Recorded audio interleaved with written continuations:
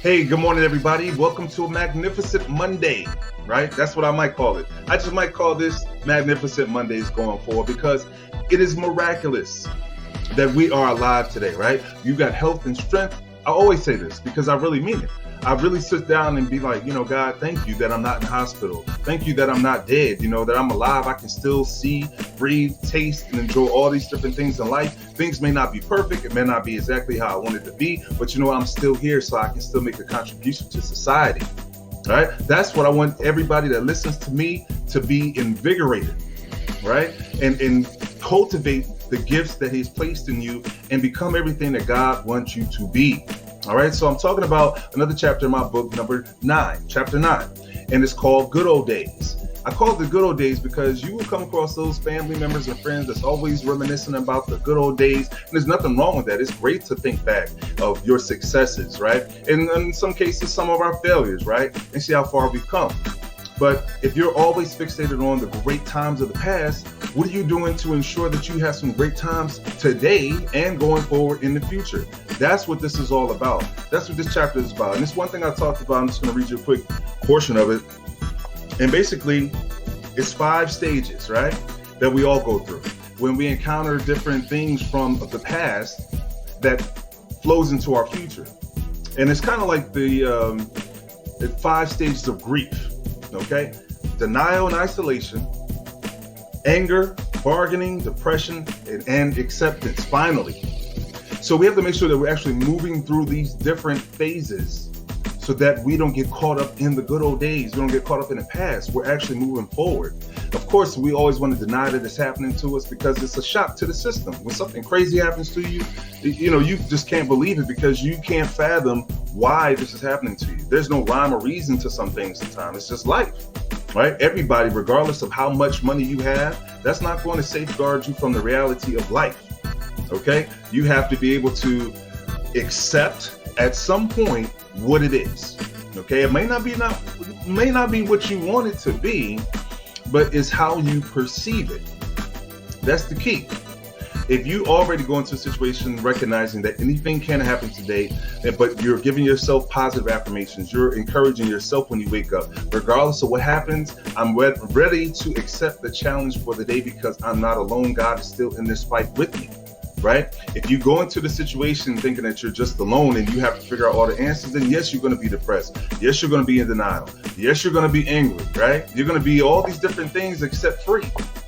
You're right. So God wants us to be free. He doesn't want us to be bound, right? He came so that we would have life and life more abundantly.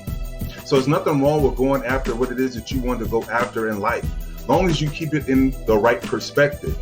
A lot of times we can become consumed in our desire for success. Nothing wrong with being successful. There's a lot of successful people out here, and I believe there's a lot of success in you. There's success in me, right? And so our job is to give out the good that we have to others, right? We have a lot of negativity that we can give out on a regular basis, whether people want it or not.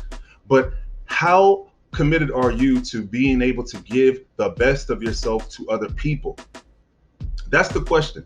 Do you even think about it? Is it a concern for you to even be on the bright side of things, right? It does take work because we can become inundated with all the different trials of life that happens, the unfairness.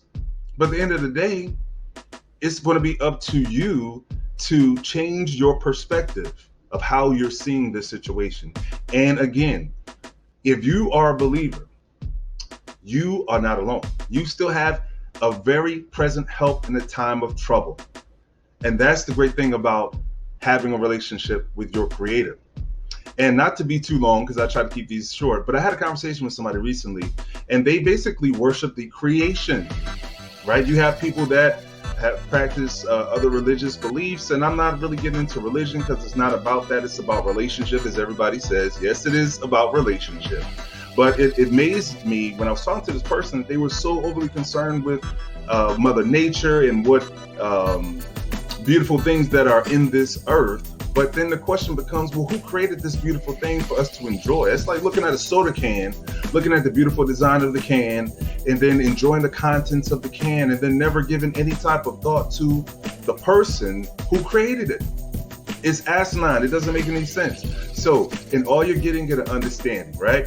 In all of your creating, make sure that you are creating in accordance with what God has purposed for you to create. Consult him in all things. That way it will be successful. He said your gifts will make room for you and bring you before great men, right? So the blessings of the Lord maketh one rich and addeth no sorrow.